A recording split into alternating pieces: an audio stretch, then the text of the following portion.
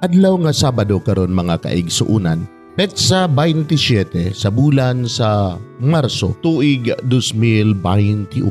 Ang pagbasa kinutlo gikan sa Ebanghelyo sumala ni San Juan kapitulo 11 bersikulo 45 ngadto sa 56. Daghan sa mga tao nga miduaw kang Maria og nakakita sa gibuhat ni Jesus og mituo kaniya. Apan ang uban kanila miadto sa mga Pariseo og misugilon sa gibuhat ni Jesus. Busa ang mga Pariseo ug ang mga kadagkuan sa mga pari mitawag og tigom sa labawng hukmanan ug miingon, unsa may atong buhaton nga kining tawhana naghimo magdaghang milagro? Kun pasagdaan ta siya, ang tanan motuo kaniya.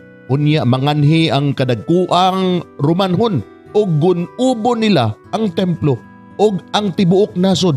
Usa kanila nga ginganlag Caifas, ang pangulong pari ni adtong tuiga, miingon, way hibang kaagan. Wala ba kamo mahibalo nga mas maayo alang kaninyo nga usara ka tawo ang mamatay alang sa katawhan kaysa malaglag ang tibuok nasod?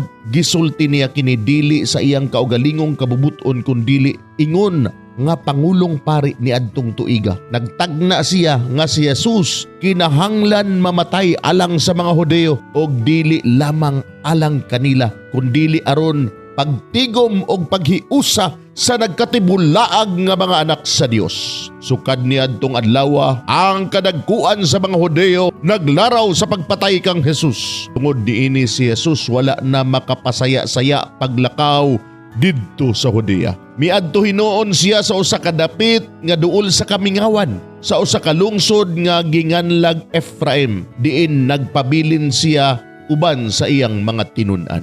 Ang kasaulugan sa pagsaylo duol na og daghan ang nanungas ngadto sa Jerusalem gikan sa kalungsuran aron pagtuman sa seremonya sa pagpanghinlo sa dili pa moabot ang kasaulugan. Nangita sila kang Jesus og samtang nagkapundok sila didto sa templo, nagpangutan-anay sila, unsa may inyong hunahuna? Mutambong ka siya sa kasaulugan? Mga igsuon, ang Ebanghelyo sa Ginoo.